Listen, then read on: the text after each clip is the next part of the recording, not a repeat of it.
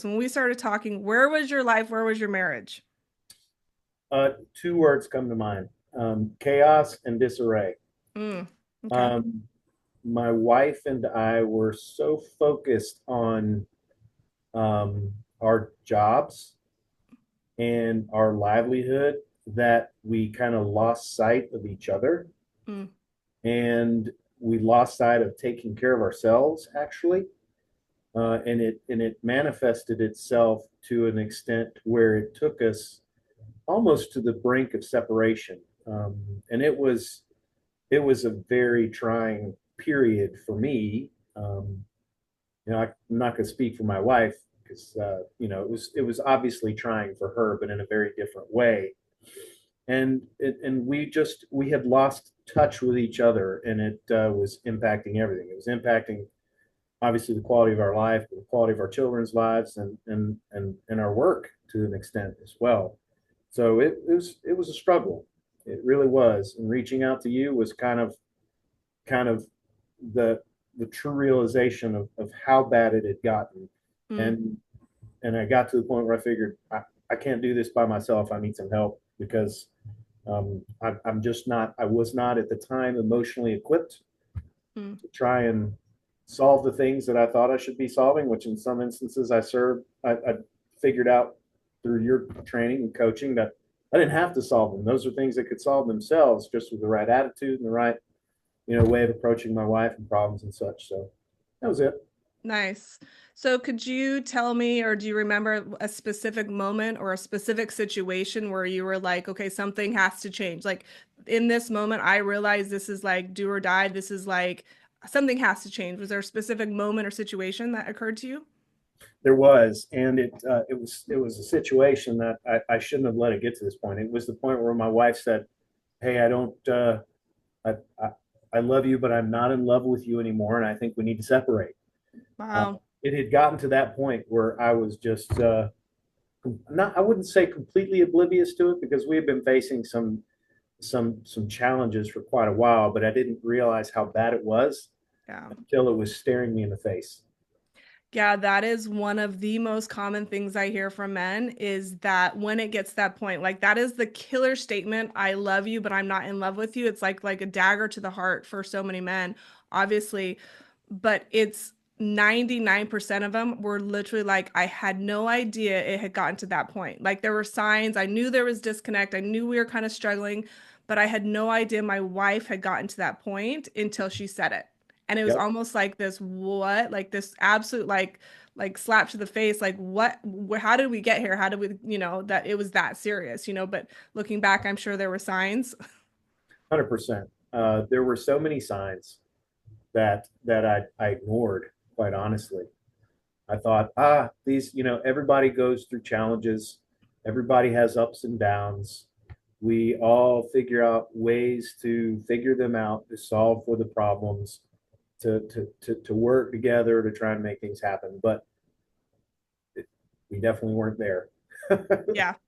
We Yeah. definitely were not there.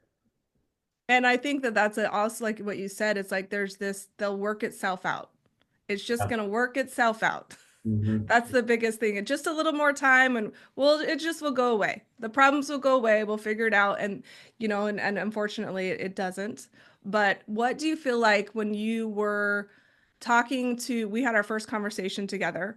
What do you feel like that made you, or I should say, what did you see about us that made you reach out to us specifically?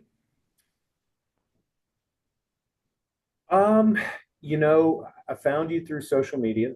Mm, I don't even recall how I did, but I had actually reached out to numerous folks and gotten responses from everyone. There's a lot of great people out there that want to absolutely. help men like me figure this kind of stuff out.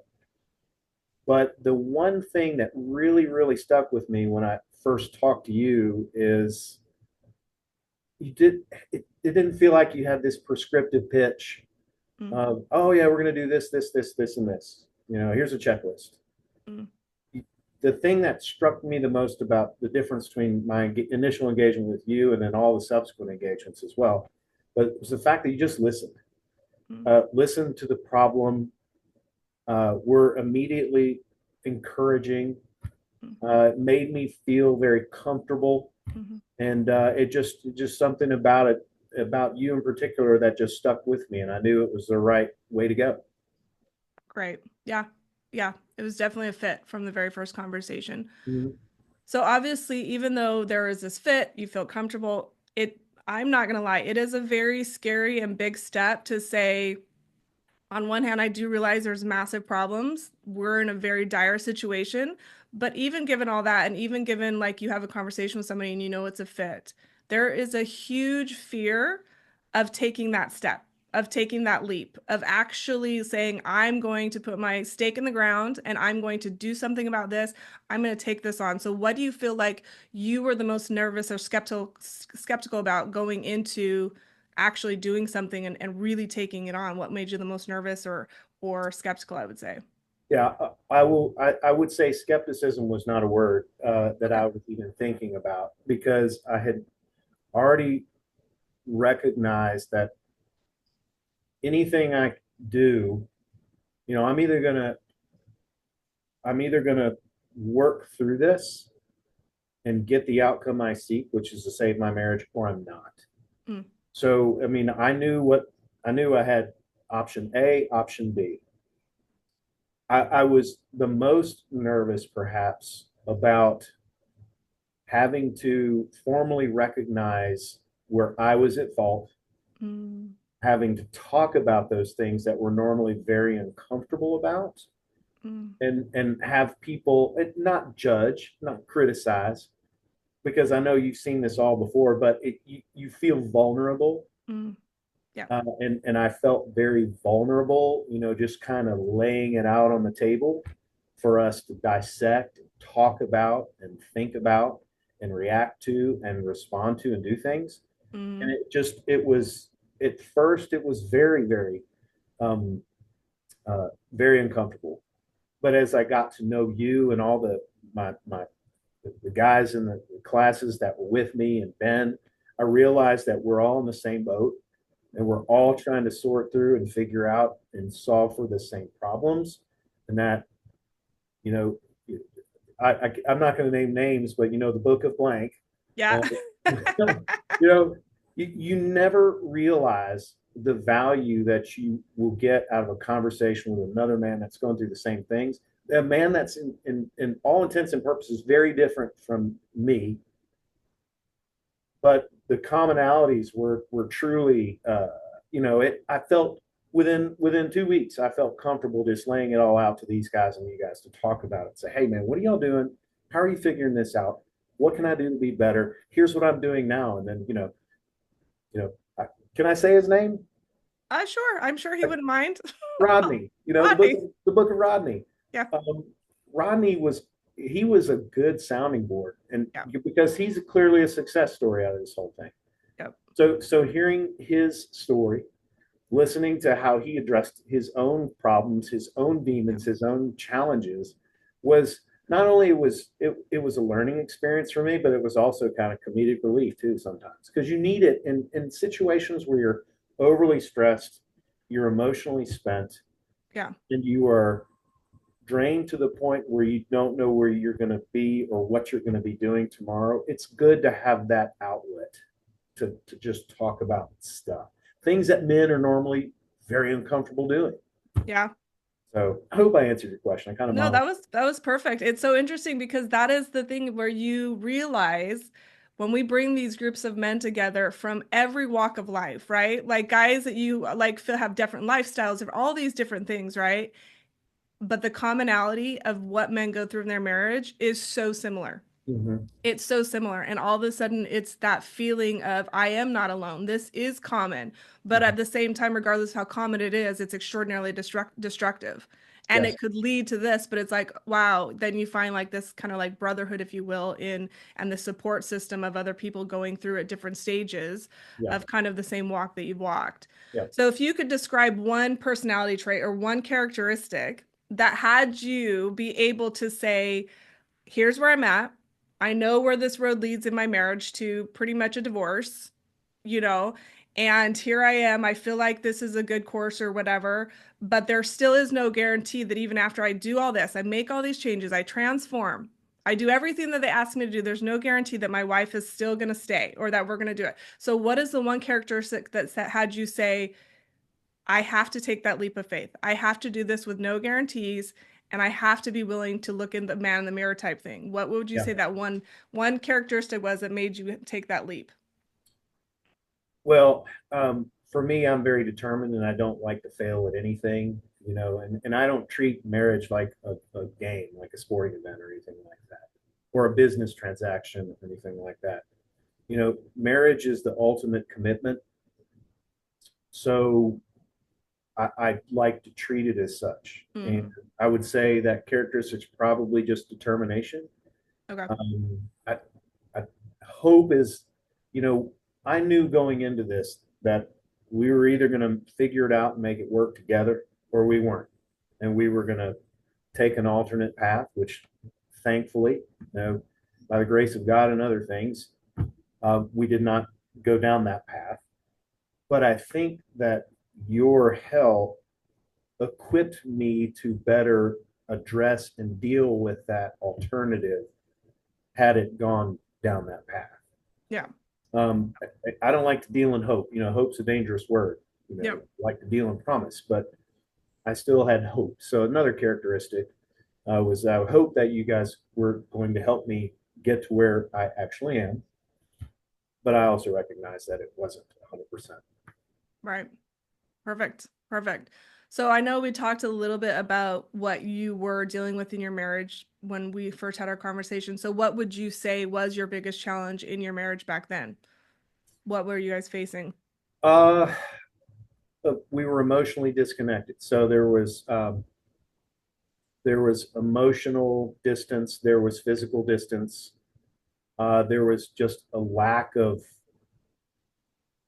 love almost. I mean, we loved each other, but we had lost the ability to express it. Mm, And listen, we still struggle. Life is a struggle. yep. Living with the same person for your entire life is not an easy design.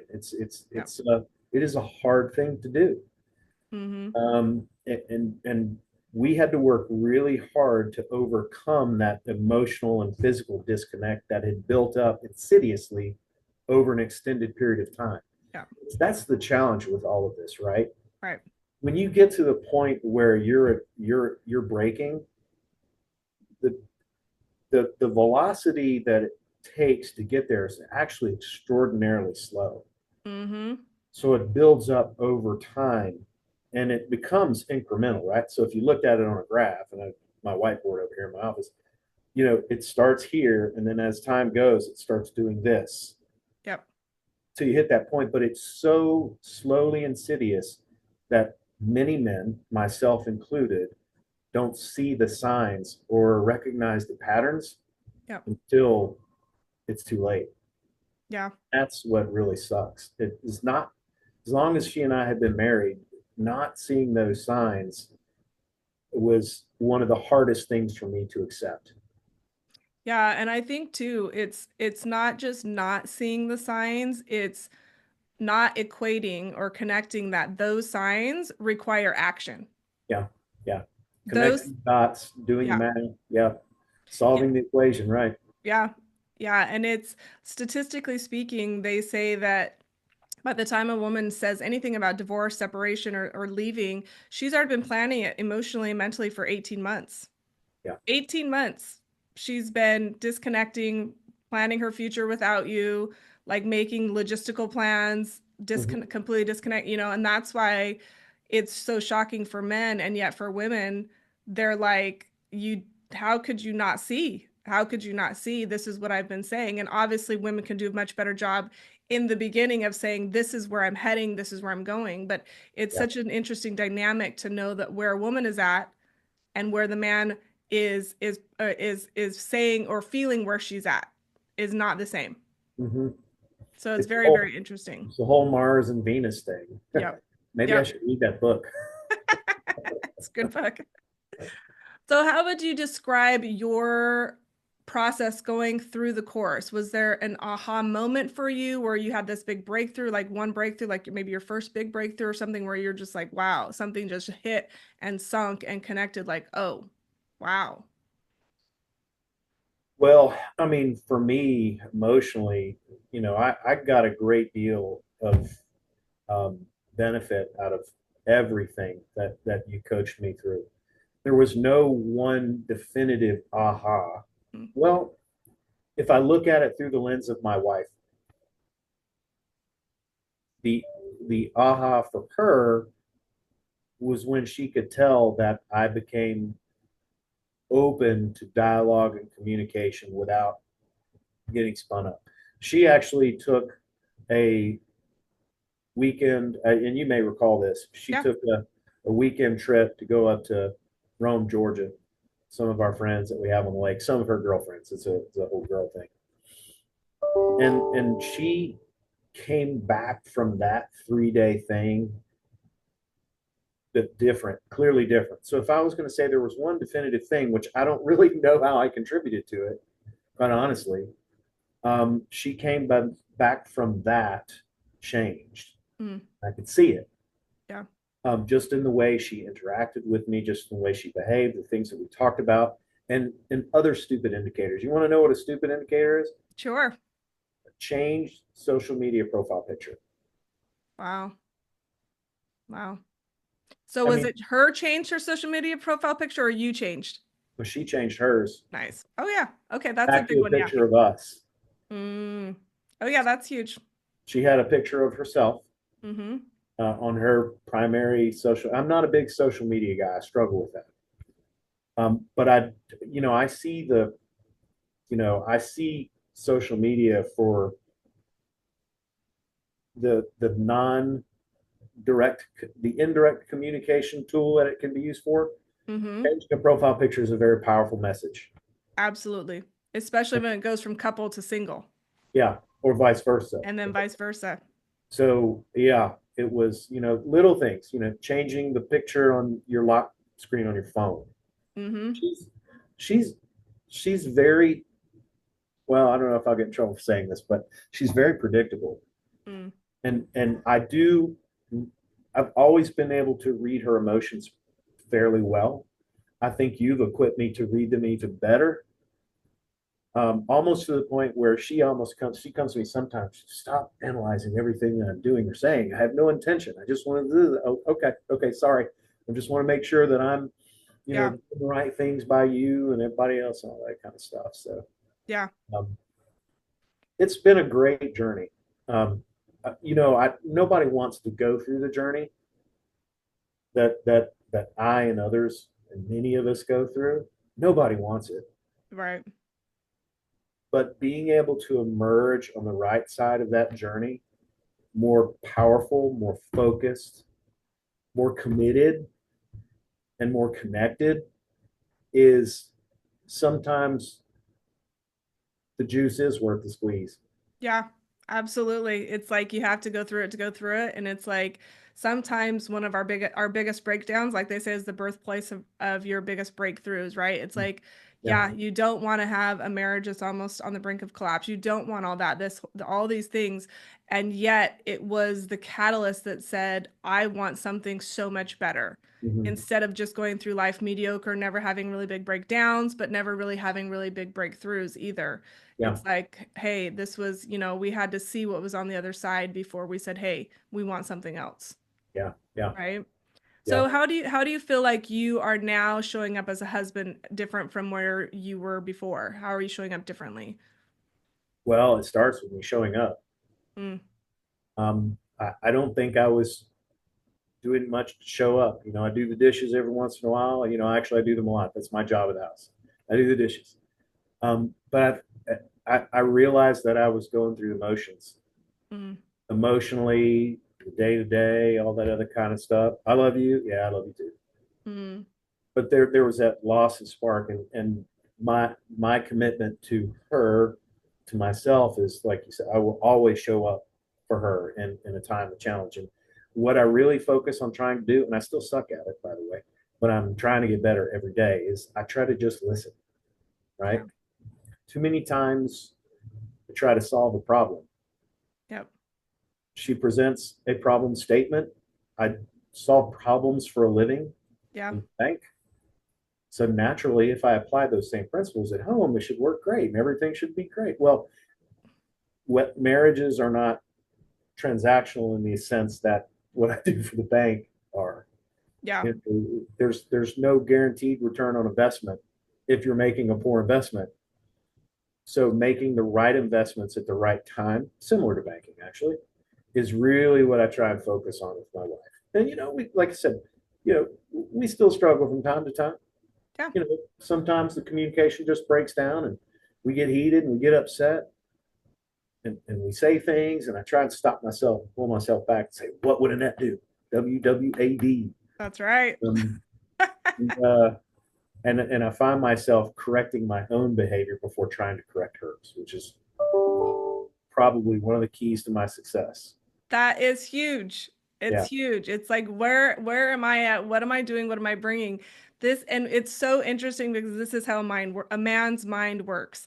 Here you are, you're like, I get paid big bucks to solve problems, right? This is what my value is in life. Like this is what my career is. This is when I solve problems at work, I'm more valuable, I get promoted, I get bigger paychecks, this whole thing. And then you're like, why does my wife not want me to solve her problems? Yeah. Yeah. This is what I'm so good at if she just would listen, you know? And it's like that is one of the biggest things we have to deconstruct about the compartmentalization about your career Yeah. and your relationship. She is not a problem for you to solve.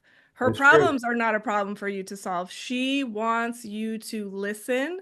Mhm. And when she gets that you can absolutely listen without trying to solve it and just be there and be present and hear her, for women that actually feel safe enough to do that, they will at one point, if they do want you to help solve their problem, say, hey, what do you suggest? What do you think I should do? They will ask for you to help solve the problem. But it's getting to the point where because if it's always jumping in to solve the problem, they're just like, never mind. Yeah. Listen, I tell you, it's funny you say that. When you get to a point where your wife asks you, "What would you do?" That's a slippery slope. Yeah, I, you I still feel, have to be careful. I feel like it's a test. In Honey, some ways it is, but I can't tell you what you should do. I just am here to listen.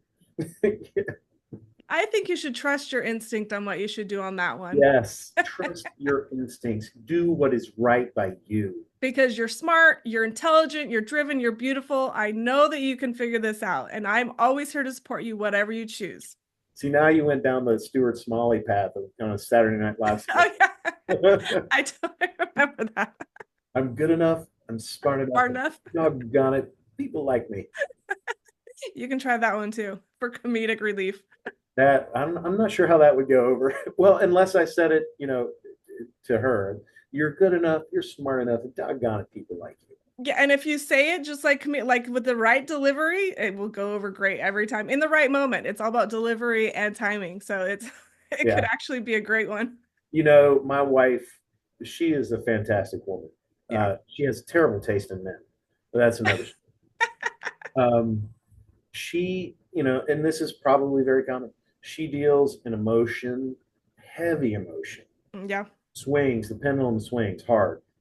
Um, I deal in logic and reason, and I Yeah. try to minimize emotional exposure to things.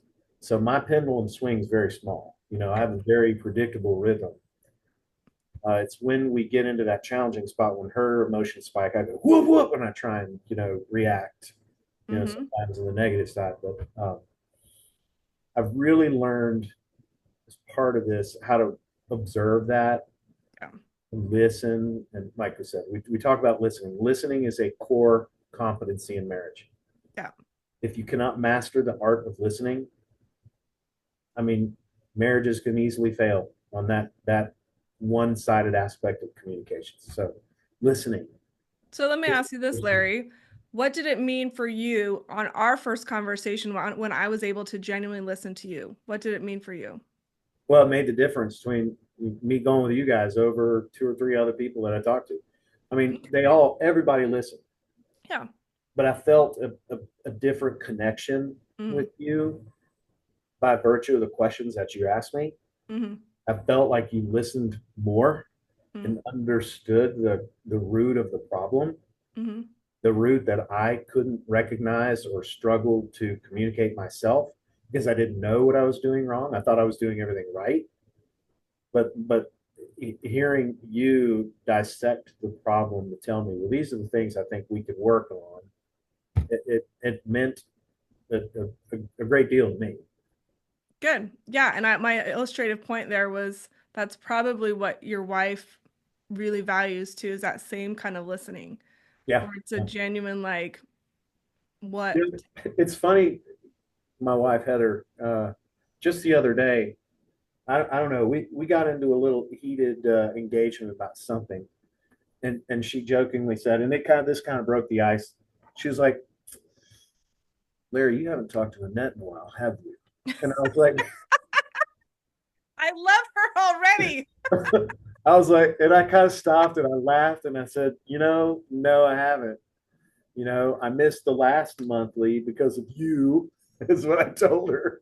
But yeah, we were in Orlando at Legoland, which, like I said, and when we were email back and forth, that was awesome, by the way. But yeah, that really she recognizes the value that you put into my life and Mm, the tools that you gave me to help be better, and that has not gone neither unnoticed or unmentioned from time to time with her, which is always funny. You need to talk to Annette. that is awesome. You, I get that. The word, all the things I want to say about that's hilarious, but not on this one. Yeah. What I wanted to say to her, in a real heated exchange, it would have been like, nah, I wanted to talk to Ben instead. She's like, no, no, just an act. Yeah. Yep. So what would you say to another man who's going through the same place that you were when you first had a conversation with us? What would you say to him? I would say if you're at the point where I was, take it as a call to action. If you really truly love your wife and you want to save your marriage, do whatever it takes Mm, because there's so much at stake. I mean, there are tens, if not hundreds of thousands of failed families in the United States, fatherless children, single moms, single dads, yeah, that I would say do whatever you can do to avoid being another garbage statistic. yeah. If you truly love your wife and you love your family and you are committed to it, spend the money, Mm, find the right person. hmm There's plenty of people out there that want to help you do what you need to do to save your family. 100%. Yeah. And it's one of those things where it's like the action is the hardest part because change feels scarier than staying in the miserable familiar.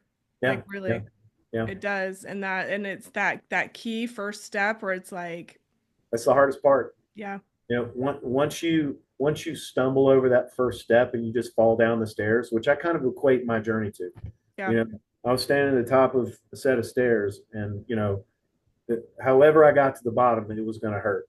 yeah, So I just stepped over the top one and just rolled down yeah, and the floor, and that was, it's kind of a stupid metaphor perhaps, but it was, like I said, going all the way back to a point I made earlier. It was the journey that made the outcome that much sweeter. I consider myself very fortunate and very lucky because I could have just as easily, it could have not recovered, and yeah, I could be talking to you from a different lens today. Being a separated or divorced dad, a divorced single guy in his 50s, yeah. um, and I'm grateful that I'm not. So I will share with you this. I've obviously talked to probably thousands of men now, thousands. And I will tell you what that the point I knew that you were going to save your marriage. And it was on our very first, maybe our second call. Really. And you told me, you said, Annette, I will be sitting doing an interview with you as a success story when this is over. I don't That was, remember that. yeah, you told me on it the very first or maybe the second time I spoke with you, and you had no evidence to support that. None, zero. None. But you told me, and I knew with convict that you meant it with conviction, the way you said it. And that is the number one predictor if a man will be successful in our course in saving his marriage. Is the confidence that even though he doesn't know how yet, and even though he can't control his wife, and even though his circumstances say you're on the road to divorce, when they're like, I'm going to do this, come hell or high water, I'm going to do whatever it takes, and Yeah. I'm going to sit in a chair and I'm going to do a interview with you where I have saved my marriage. I was like, Larry's going to save his marriage. I knew. I told Ben immediately after call. I was like, Larry's going to save his marriage. Well, I'm glad I said that. Yeah, yeah. That is literally one of the biggest indicating factors. Yeah. Really, Well, that's you know. good. I really felt a strong conviction towards saving it. Nobody Yeah, wants to be alone. And yeah. but nobody wants to be in a crappy relationship either. Right. And I knew that the both of us, you said something just a second ago that really resonates with me is I had to figure out through your coaching that I have no control over her. I Mm-hmm. only have control of the things that I can do to influence the relationship for the better. Mm-hmm. So when I pivoted to the point where I started focusing on those things instead of trying to focus what she was doing, Mm-hmm. that's probably, if I had to go back to now and say there was a breakthrough, it was when I realized that I had effective control over the things that I could do and change. Yeah. Yeah, and it's so interesting that you say that because obviously we've never spoken to your wife. I've never met your wife. We've never worked with your wife, right? So it's interesting. How do you explain this huge shift also in your wife, and you're the only one that's done the work? I don't know. Well, she did some work on her own too. Yeah. She went through a journey of self-discovery as well. And I think her path was kind of pseudo littered with the tools that you gave me to provide influence. Yeah.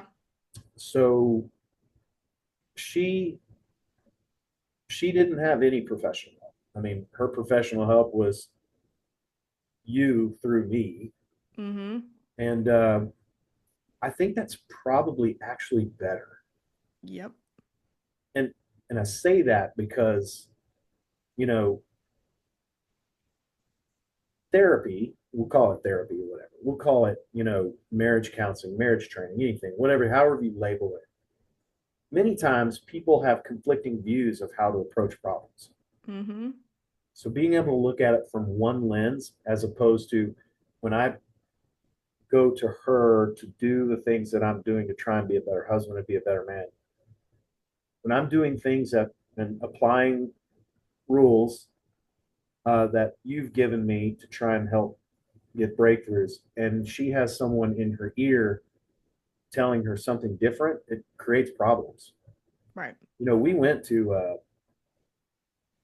I think I told you the story. We over the years we went to counseling here and there, and I remember the last time we went to counseling was the reason we stopped going is because we went to this one. She was an older lady, and she the first session immediately started attacking me Mm-hmm. without knowing me or knowing the challenges that we were facing. This was young in our marriage. We hadn't been married. I don't know. We'd been married a number of years, but we thought that it was a good thing to just seek professional help, to talk through and coach problems, blah blah blah. And this lady just went on and attacked me. I finally said, and I looked at her and I said, "Stop talking." Mm-hmm. I said, "Because all you've done for the last 20 minutes is berate me and tell me the things that I'm doing wrong, and you don't know me from the last guy that stepped foot in your office an hour before. Right. So we are done." And I told my wife, and my wife even she acknowledges this later. She was very upset with me that day because she thought I was rude, but Right. I was just tired of getting beaten down. And I said, you know what? This session is over. I'll write a check at the door, but we're gone. I'm leaving. Yeah. And I Yeah. walked out. I absolutely walked out. There are people out there that have strange biases towards men, strange biases towards women, and it manifests itself in the way that they coach people solve problems. And that's another thing. You know, your approach to this was, you know, almost spouse agnostic. Even though you focus on men and you focus on the things that help me be better, the focus was in such a way that by me being better makes my wife better Right. if I Yeah. do it, if I'm Yeah. doing it right. And it Yeah. worked. It worked. And it didn't really take a lot of time. Oh yeah, it's there. It's amazing how much you can like clear and break through and clear out and just get to the bottom of when you ask the right questions, you address the right thing. This is about everybody wants to address symptoms and it has nothing to do with symptoms. We have to get to the root cause and we have to get to it fast and we have to eliminate that. That is the whole point. And for me, so many people look at because Ben and I do this together, people sometimes assume because I'm a woman, I'm pro wife, right? Or I'm pro, or I'm a feminist that hates men, or nothing like that. It's like I'm absolutely pro relationship. I'm pro wife and I'm pro husband. Yeah. I'm like, I want your relationship to work, and I tell every one of you, my actual clients are your guys' children, because for them, I am their voice that they cannot articulate, and for them, they stand the most to lose. They do. You're So right. for me, it's like I'm absolutely pro relationship. However that looks, even if it looks like that relationship needs to end and you move on to another one. Mhm. Most of the time, thank goodness it doesn't. But it's interesting because and nothing against counseling, because I think there's extraordinary counselors out there and therapists, and I'm not saying blanket statements of counseling doesn't work by any means. But the reason that we work specifically with men or the husbands is because we have found that when you can work with one of the spouses who are really committed to making it work, when you are having the conversations about what they're dealing with, the dynamics of the dysfunction that they're contributing, how their past and their traumas are contributing to that, in the moment when they're seeing something and they're recognizing and they're having this awareness and these breakthroughs about their own behaviors and what they've done or not done in the relationship, in that moment when their spouse is sitting there, it can automatically trigger the dynamic that has been there between the two of you for so long. Yeah. And she might say, see, I told you, she's triggered by stuff that you've done in the past. So now instead of dealing with it in a way that allows you to have that space to process and see what you need to see, it's automatically you're pulled back into the dynamic of you and your wife sitting there together. Yeah. And now without that spouse there, you can process, you can become aware of, you can see, okay, this is how I need to show up differently without any other interruption.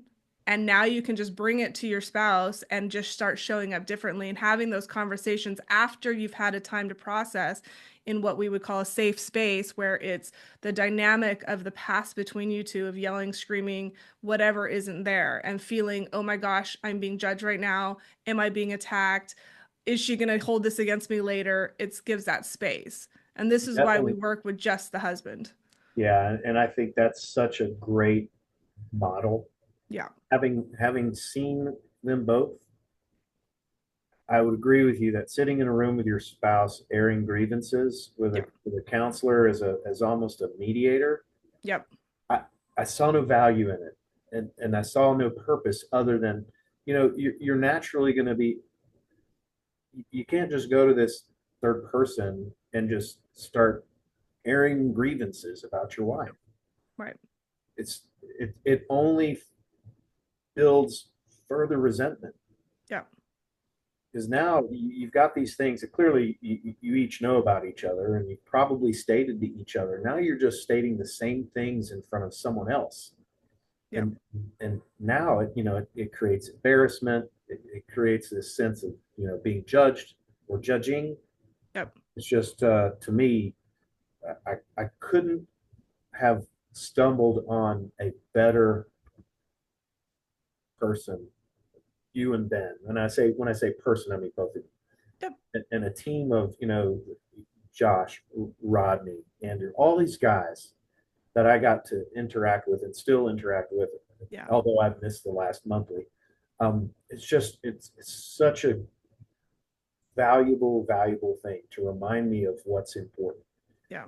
And like you said, to have a safe space to talk about, oh, my wife said this, but you know what? I did this to help solve it. Rodney will be like, Now, wait a minute, Larry. Wait a minute. Before you open your mouth and do something stupid, I think you should do this. I'm like, Yeah. right, you're right, Robbie. You're right. I'm gonna write that in my book of Robbie. It's so true that literally the power of community is cannot be underestimated. It is so huge. And just like that, really like having somebody else call you a peer, call you out and be like, hey, I get it, but look at your blind spot here. I mean, it's so, so valuable and it makes it fun. I'm not kidding. Like I get that marriage and breaking down of marriages is a very serious thing, but it's like I'm all about fun too. It's like making it enjoyable, making the whole process like this is a lifelong journey. It does not stop after 9 weeks or 10 weeks. It's like this is forever. Like Yeah. it's this journey of continuing, to be that better version of you all the time, and striving for that, I'll tell you, so I was glad that I managed to have that breakthrough. And it's funny, I'm looking away from the camera because I'm looking behind the screen. I have a bunch of pictures of my wife and mm, children up on my wall, and these, that I updated them all, right? mm-hmm. Because before I had a bunch of these old pictures. I still got one up here when we got married, right up there. But I kind of had this old archive of just old pictures, and I think I was subconsciously keeping those old pictures up because those were Mm. when things were really good. Wow. Mm-hmm. And then, part of that breakthrough was thinking and realized, man, I need to update this. One, I need to update this with the times because people say, oh, look at you. You look at 15 years younger in that picture. That's because I was. They're comparing you to the old you. They're like, you used to have hair. Like, yeah, yeah, yeah, yeah. You're funny. Haha. But again, the power of a changed social media profile Right. picture, the power of images of your current life Yeah. versus the life that you once lived that you thought was this marker of how happy you were. Yeah. Be in the now, right? Mm-hmm. My biggest lesson learned to being exceptional is live in the now, focus on my wife and what drives her, give her the things that she needs to be happy, and just keep working. Yeah. Never stop working. Right. Absolutely. Yep. We'll It's eventually stop working in this office, hopefully. right. That is the plan, but not on being the best version of yourself. Well, when you have a kid when you're almost 50 years old, you're like, whoops, I guess I'm gonna be working for another.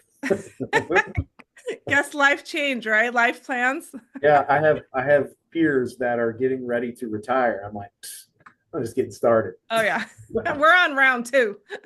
I got 10 more years to go here. Yep, you do. So to wrap it up, how would you describe your experience if just a few sentences just going through the course? How would you describe that? Um, I'll throw a couple of one worders out here. Sure. Enlightening, Mm, um, self-educating. mm, Uh, I, I overcame my own personal vulnerabilities to open up to folks, talk about things, and help, and to learn to identify what I can do to be a better man. Because really, what this is about is being a better version of myself. absolutely.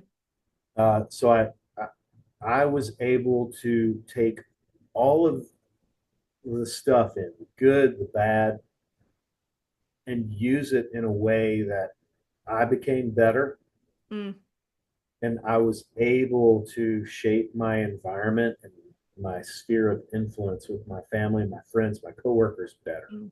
Wow.